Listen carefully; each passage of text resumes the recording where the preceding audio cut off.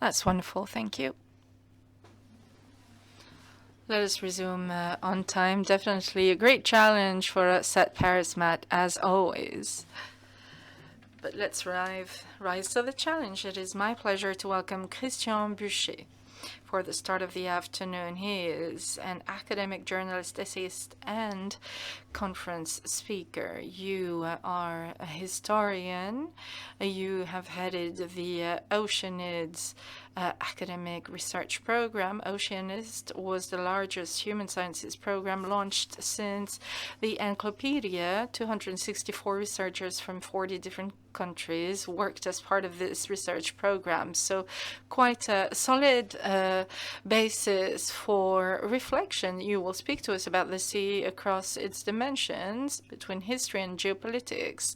Over to you for the next 35 minutes. The floor is yours. Thank you very much. I'm very happy to be here.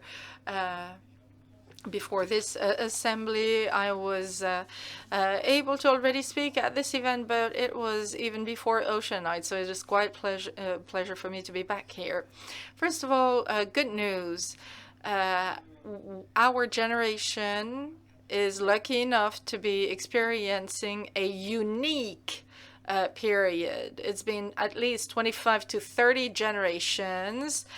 So for the first time since the 15th, 16th century, the Renaissance, out of the four pillars, four boosts of Renaissance, there are 3.5 of them. So there you have it, quite something. The first booster of the Renaissance period that we have right now is during the Renaissance, there was a demographic growth. Right now, we are experiencing unprecedented demographic growth.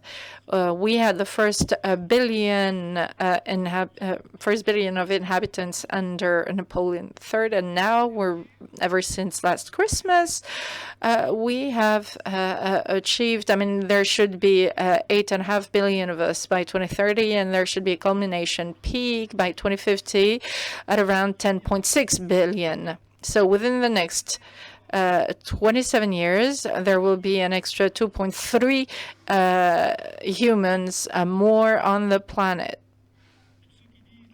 And all of those who say growth is done and over with, things are a little bit more complex, although the challenge before us, and I am an environmentalist at heart. So there you have it. The first booster of the Renaissance period, we have it, and we have it even stronger, demographic growth. Second booster, during the 15th and 16th century, there were technical discoveries, for example, with Leonardo da Vinci, so on and so forth. And some people are saying that we've discovered more in the past 15 or 10 years than in the rest of the history of humanity. So we have that second booster of the Renaissance. Third booster, and get ready, ladies and gentlemen of the insurance sector, new maritime routes were discovered. And by the end of the afternoon, perhaps you'll let me know. From 1488 to 1492. And now we have new maritime routes, for example, the passage in the north, something that I'm not 100% happy about it either, but it will change geopolitics. The only booster which perhaps is slightly lagging behind Renaissance is the most interesting, but also the most complex. During the Renaissance times, there was a philosophy which was very optimistic at heart called humanism. And we had faith in human beings. So people dared to go out there and experience things from themselves. And that is exactly the problem. We have everything to live better in a more desirable manner, but only if we dare to. And yet people do not dare to because they do not trust. And I guess the number one challenge for our generation from 7 to 77 is how can we educate people to trust and how we can open their minds to trust.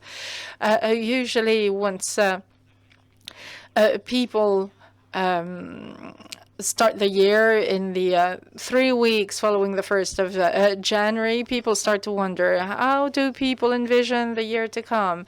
And very often, French people are known for their pessimism in this matter. So trust definitely is the one element which would need to be improved. Thank you so much, Cécile, for your kind words of introduction. And I'll be, of course, saying a few words about that wonderful Oceanoids research program with 264 researchers and no more than 30% French researchers. And as part of this research program, we tried to take a look at the influence of the maritime sector in the history of humanity. And our conclusion was, yes, we can be counting ourselves terribly lucky because we're entering a new period in history. And this is only the third time in history. So for those who like opportunities, what a time to live. And history has shown that when you're at the heart of a given period, you're somewhat of you're going in a direction in a rather easy way. But things are moving, things are shifting right now, and our generation is, in the broad sense of the term, is responsible, but also has that capacity to be an entrepreneur. And when you take a look at EU's and France's position, it looks like we are in a great position. Now, let me reassure you, I will not go beyond my 35-minute timed allocation. First of all, I would like to summarize for you the 3 key lessons from Oceanoids, and also I will try in a second part to explain to you what my co-researchers have called the time of the Oceanoids program. So what are the key lessons from Oceanoids? We took a look at 5,000 years of history. Our researchers were well-paced since this was an international enterprise. We were very lucky to have the best researchers. We had policy advisors from former administrations as well participate in this work. And there were 3 key commitments which stand out. Number 1, and that was our initial quest, and the 2 others came unsurprisingly along the way as we made progress. Number 1, at any given time, in any given place in history, the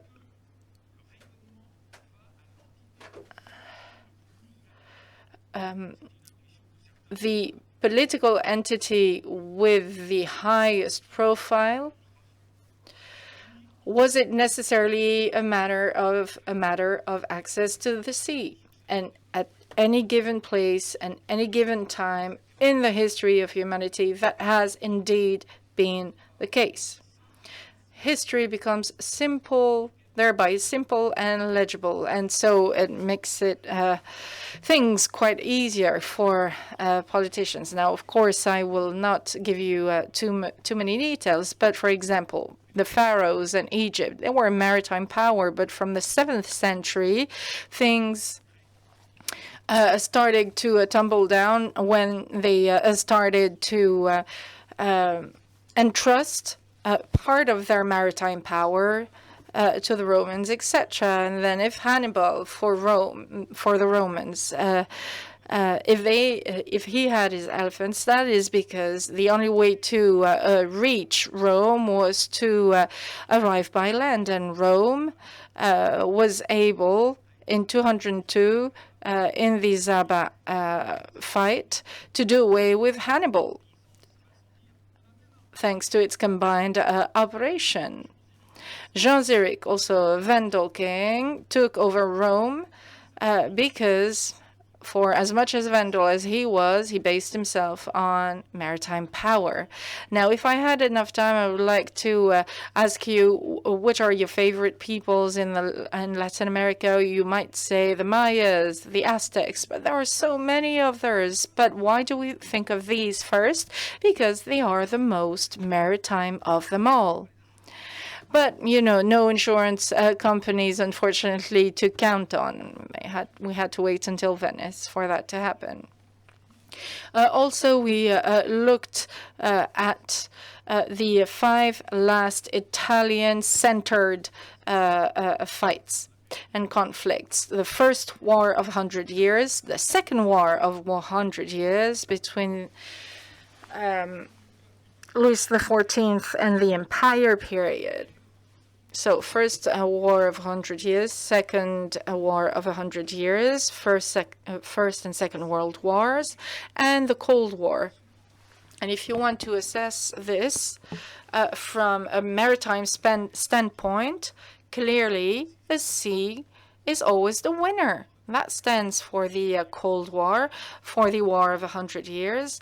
The first one, why did it last for 5 generations? Because we were navally in a position to cut out the telco capacities of the British throughout the Channel. So, and then we had to wait until Joan of Arc. So some people might say, well, look, we wondered, is there some kind of a counterexample? And perhaps there might have been one, but we were able to exact the proof to the contrary. The only political entity, and not the least of them, which developed itself without counting on the sea was the Mongol Empire. According to Kazakh Nadu, logistics here made all the difference. The Mongol Empire was able to have the Bakhtian camel amongst its ranks, so they can bear up to 250 kilos, and they can go on for 3 days without a drop of water.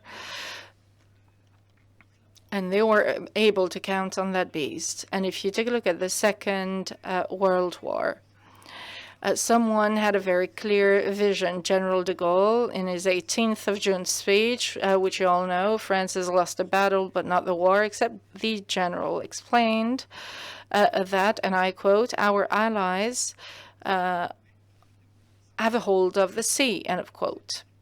That's the first key lesson that can be drawn. Power, development, political, intellectual maturity, our capacity to project ourselves out, that comes from the sea. Second key lesson, geopolitics became well known in 1904 when people realized that those who control Eurasia will control the world and the entire planet, which led to a number of strategic decisions during the First and Second World War. But then in 1945, 1946, people started to feel a little iffy about it, and then John Spickman, a U.S. politician, thought, look, Heartland and Eurasia, that's all very well and good, but you need to take into account Rimland. And the researchers at Oceanites discovered that whoever is leading will be controlling flows in the Indian Ocean. The Oxford team, which is on the most cutting edge for the history of Rome, explained that those flows in the Indian Ocean were the key reason why the Romans were ruling the world. If you rule the Indian Ocean, you rule most flows. By analogy, we call that the Heart Sea.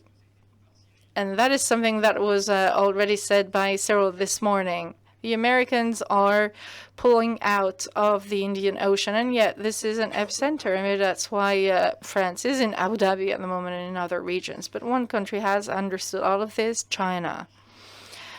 China, for 500 years, was completely out of that story, and they even put a ban on navigation at sea in 1434. But now they're investing the most in the sea right now.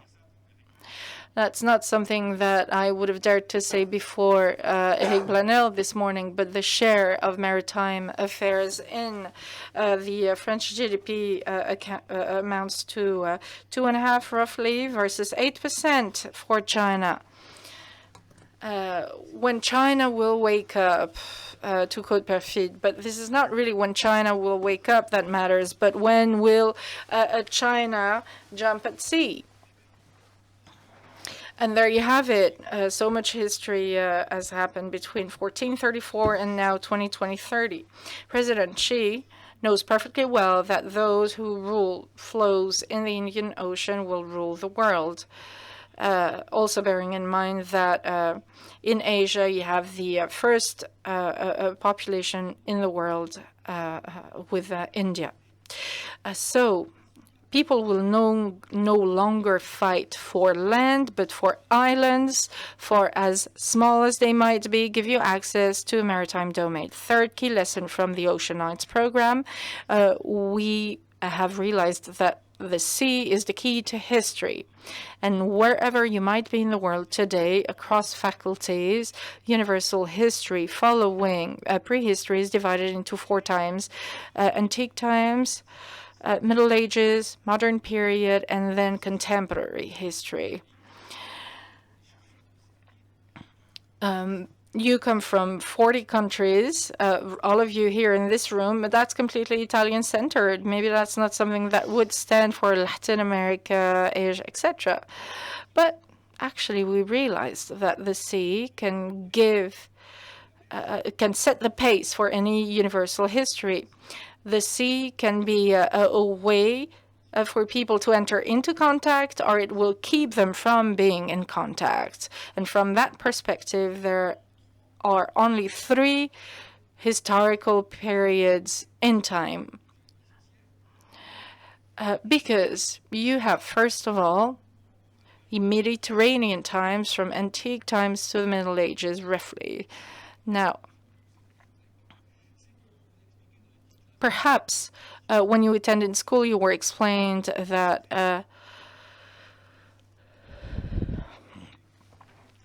around the Sea of China, another Mediterranean, there are other civilizations which are just as interesting than the other civilizations which lived around the Mediterranean and which you were explained were the fathers of history. Apostle Thomas went at least to India, maybe even in China, so he started that move. So from ancient times to the Middle Ages, and the Vikings, as a matter of fact, they went to the Mediterranean. They went all the way down there, and then you enter another period in historical times with a geographic Big Bang. 1488 to 1492, since Bartolomé Dias, Portuguese, was able to go through the Bonne Espérance Cape. Was that due to a problem actually on his ship and on his vessel? We are not quite sure, but he was able to therefore create that connection, connect dots, and so international merchant routes completely changed. Spices, perfumes, these were essential goods back then. So ever since the start of times, people have needed, spices, perfumes. And how were these goods shipped over until the 16th century? Well, with caravans between Indonesia and Europe, there were 500 to 800 intermediates. And by the end of the 16th century, that was it. People were able to to circulate these goods via the sea. So that led to a new period in time, the times of the Atlantic, and we are starting to move away from that time. So only European ship owners were able to benefit from that growth, and the rest of countries were completely left behind. But we are now entering a new phase in history. And that new phase is in history, let me reassure you, it will not be called the times of the Pacific, which is somewhat for the best, I guess, in a way, because that means we will not be left behind. This is the third time in history that we are about to enter. Unfortunately, I will not have enough time to talk too much about this, but when you go from a historical to another historical period, there are three things that completely change. You need to, first of all, view differently. You need to change those spectacles of yours. You need to have differently and think differently. And perhaps we will no longer consume in the way that we consume currently. So we are now entering the times of the world ocean. One key figure to remember: in 2025, 75% of world population will be concentrated across a strip of land that's 75 kilometers wide. And even in France, that would stay. That would be valid for France too. So all regions that are coastal are developing more than others. So in that wide secular movement, world population will be more and more concentrated in those coastal areas, in that shoreline.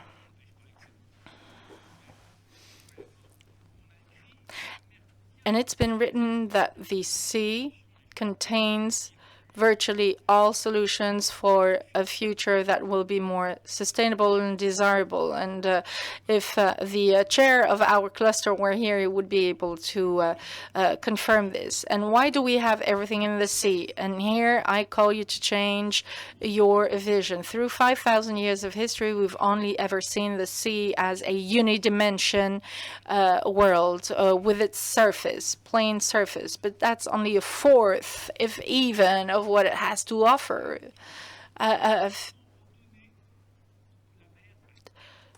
So there are four dimensions to the sea. First, the surface. That's fine. We know that one. Second dimension, the thickness of water, going 11 kilometers down.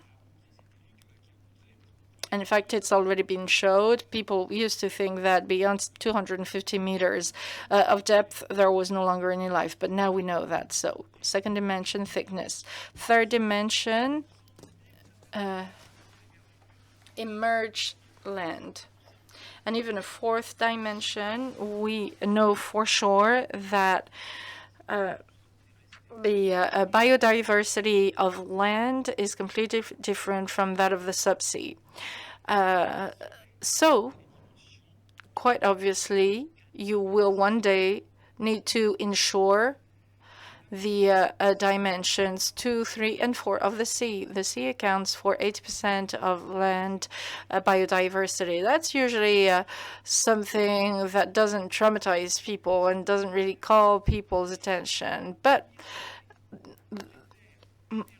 seawater is aged is billions of years old. And let me give you an example. In the marine domain, you have 3 plant universes.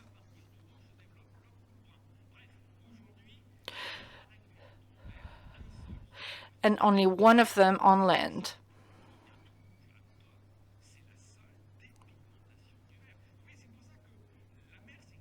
So the sea accounts for 80% of world biodiversity, and that's why pollution is a particularly preoccupying issue.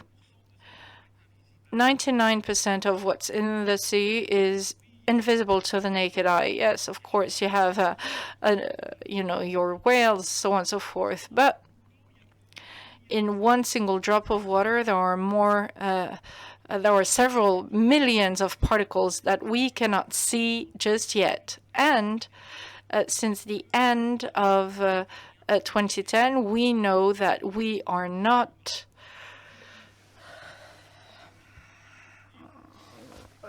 did not originate inland, but in the sea. So a couple of kilometers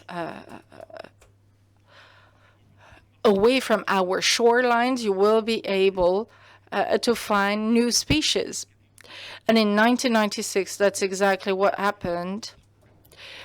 We discovered species which lived not from the sun, not through photosynthesis, but with chemiosynthesis.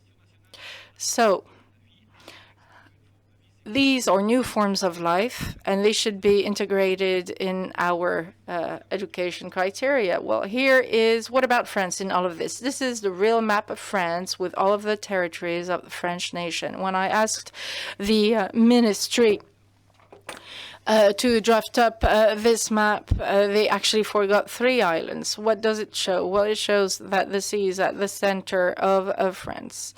For as theoretical this map might be,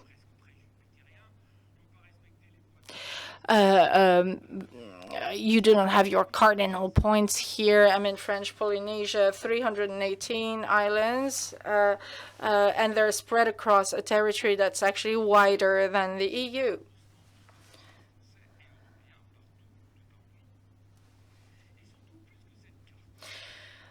But when it comes to this map, actually, I mean, in your opinion, what would be the most important date in the history of France? I'd be tempted to answer 1994. Not due to football, but due to the application, enforcement of a new law of the sea. France became the second or even the first maritime domain with that new law. 1982, there was the Montego Bay Agreement, which made it possible for every coastal country to have an exclusive economic area.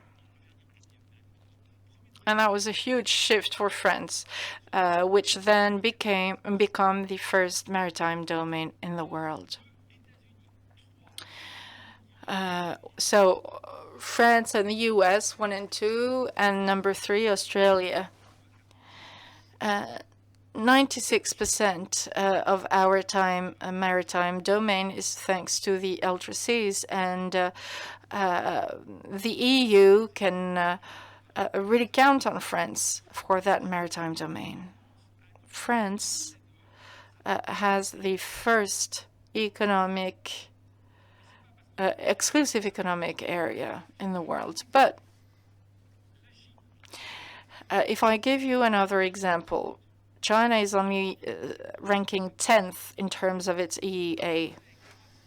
And we know, thanks to American spies, that in the closest circle of President Xi, he considers that the only reason why China may not rank first by 2040 or would not to have an extra 2 million square kilometers of EEA. And there's a 6th Chinese fleet right now, which is actually making artificial islands. So they're going to, for example, create artificial islands, and they're going to take that as an excuse to then claim territories around it. By observing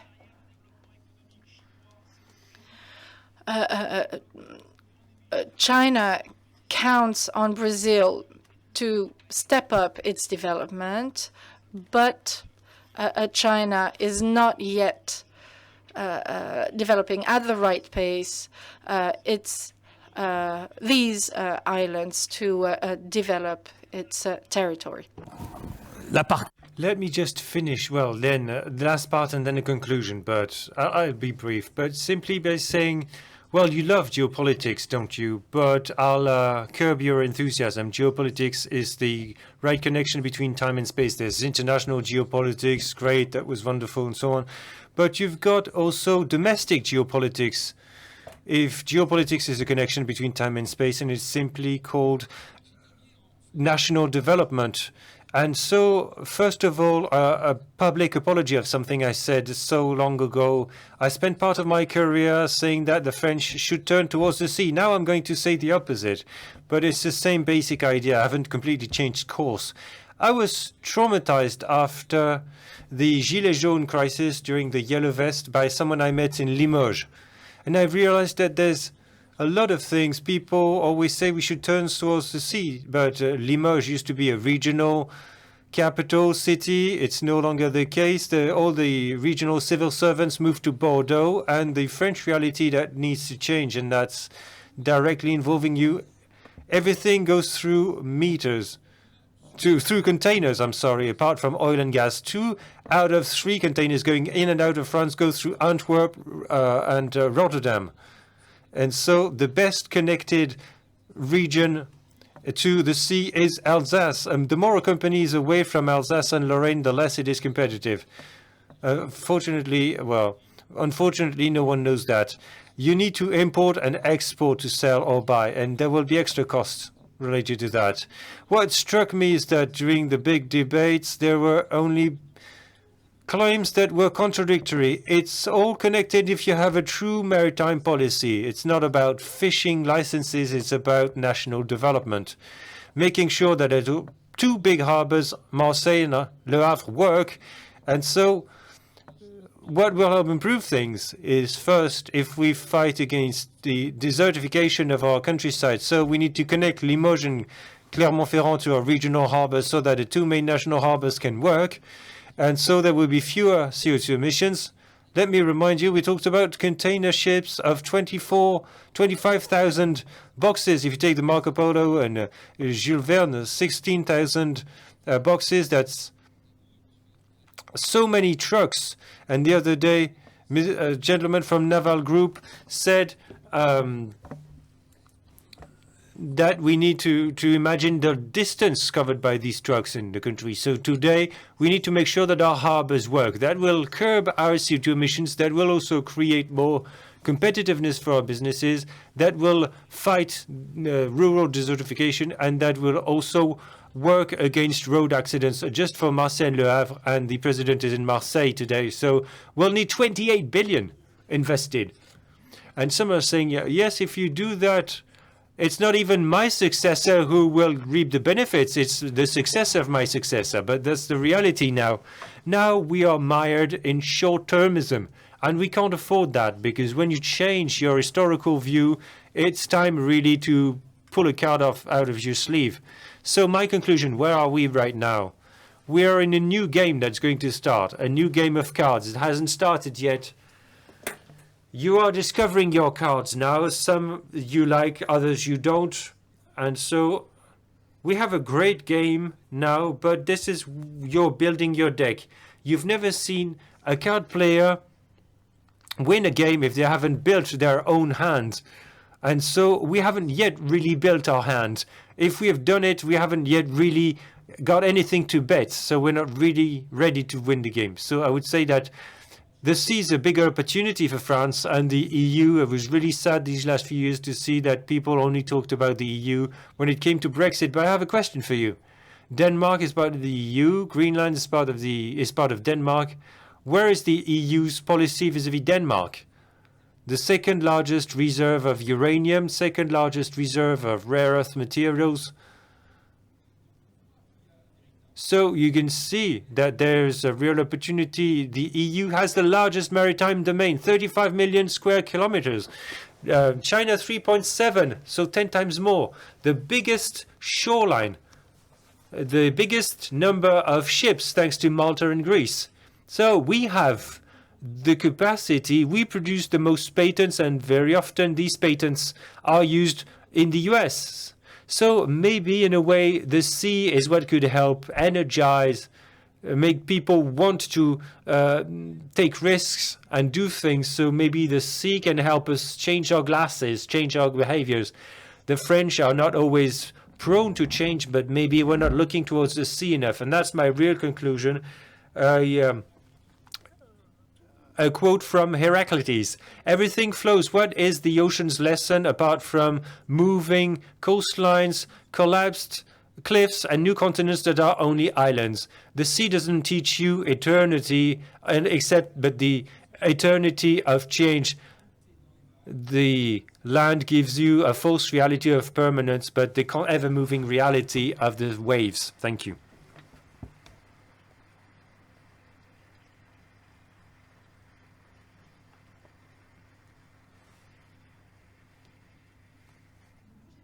Don't move, stay here. I didn't want to interrupt, but I wanted a little time to ask you questions. So shall I come back down with this microphone if there are questions from the room? Well, you've answered everything. I wanted to come back to something you discussed this morning. We discussed this morning. The sea is increasingly terribly polluted. Does that change the deal? Yes. Well, it's a big debate that I'm having with my students. I wanted to warn you. Students love the sea, they love maritime history, but they don't like your boats. You'd better be warned, because to them, when you don't explain enough, they explain that this is the instrument of globalization, and they want everything to be produced here in the Paris region or elsewhere. Then you need to put things into context. Well, a friction of a hull on the sea causes less energy loss than wheels on tarmac. And it's good for international development if you're a humanist. But beyond that, there are a lot of problems around the sea.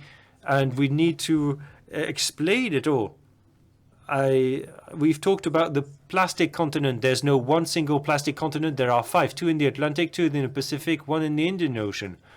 And if Sésame wants to name a continent, which might be great for communications purposes, finance with sponsors' money, maybe an expedition into the Mediterranean. In all seas, there are gyres and currents that make all these fine particulates coalesce. But even though it's as large as Belgium, 80% is at the bottom of the sea. You couldn't plant a flag. It's rather like a soup of plastic. Well, it's like Tintin planting a flag on continents, but that's the dark side of pollution. What I'm the most concerned about is acidification of the oceans. Oceans give a lot of resources. They produce 50% of the oxygen we breathe, but they also absorb 30 to 40% of our CO2 emissions. The latest estimation is around 37%. If they didn't do that, we would need breathing masks for that. But since the ocean has been doing that, it's become more acid.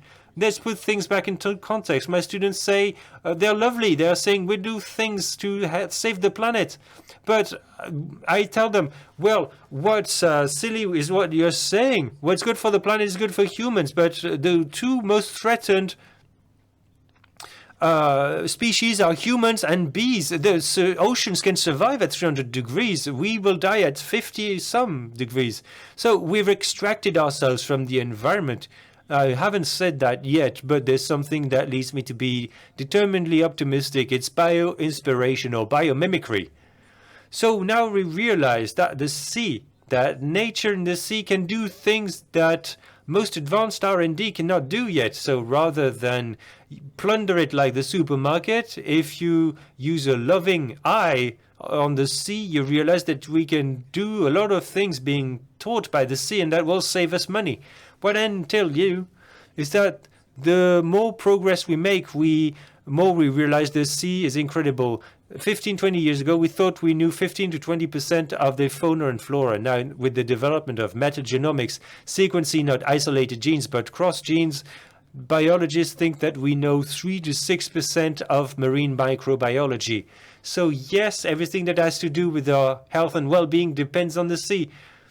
the sea was a lot more acid and a lot warmer now, but an equilibrium is being broken so that the sea can no longer help us the way it used to. That's where overall it's really time to take a look at things, and I'm delighted that last Monday the UN finally approved the International High Seas Treaty. That's a good thing, but this treaty will only make sense and be valuable if you put money behind it, because building natural parks at the sea, if you don't have any monitoring, it's only empty paper. The big threat is the acidification of the oceans, but what do we need to do? We should emit less CO2. The oceans can give you as much oil as you want. I brought Thierry Perenco to my institute. He said that there's only 35 years left of oil, but we've been saying that for 15 years. So we need to move on now.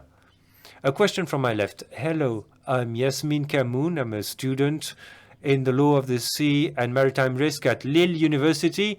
I wanted to know your opinion about the adoption of the BBLG, and do you think that this will be a good contribution to the use of sea bottom resources, or is there an obstacle?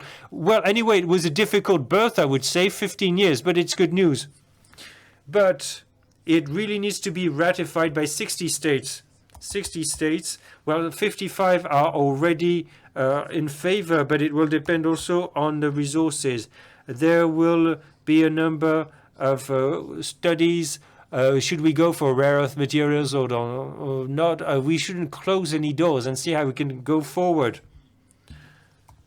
I'm in favor of sustainable development, and I'm in favor of the precautionary principle. But when it comes to that, you need to see how it was defined at the beginning. It's not about preventing, but since you can't have zero growth, we have to move forward, but we need to take precautions.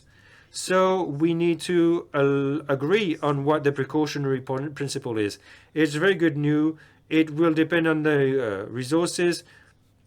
The EU will invest 80 million. Russia refuses to sign, but we're used to that. And anyway, we keep talking about COP21, Paris Agreement, but nobody looked at the climate ocean machine. And so Eric Tabarly was right. We all love the sea, but we don't yet measure that the sea is what can feed the French economy beyond competitiveness. It's great news, but we need to be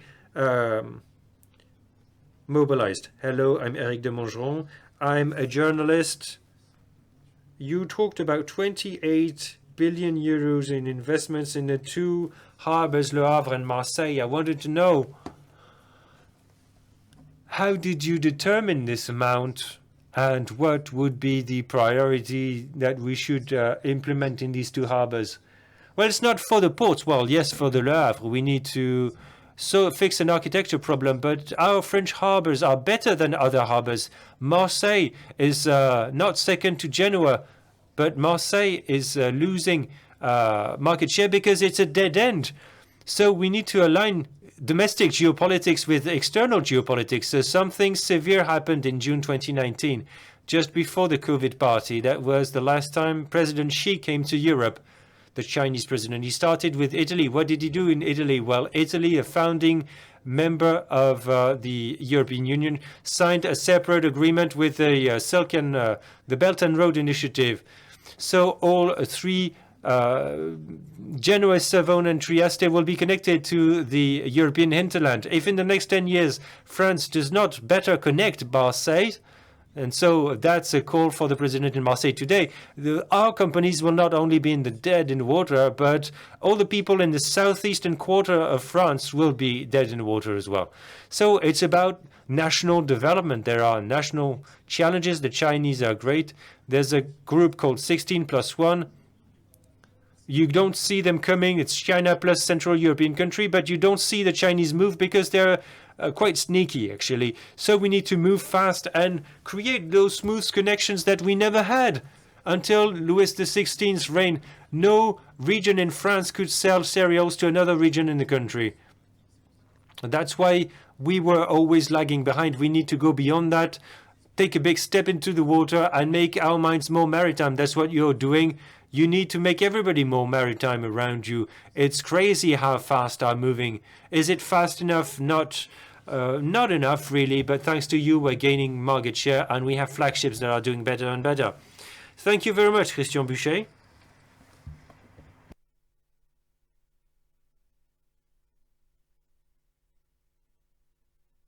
I'll simply explain that you'll very kindly sign your next book, your latest book. Where are you? Yes, can you see it on camera at the next break? There will be a table at the exit if you want to buy this book and have it signed to know more about everything that was talked about. In a minute, we'll talk about sustainability during a panel discussion after a commercial break. Yes.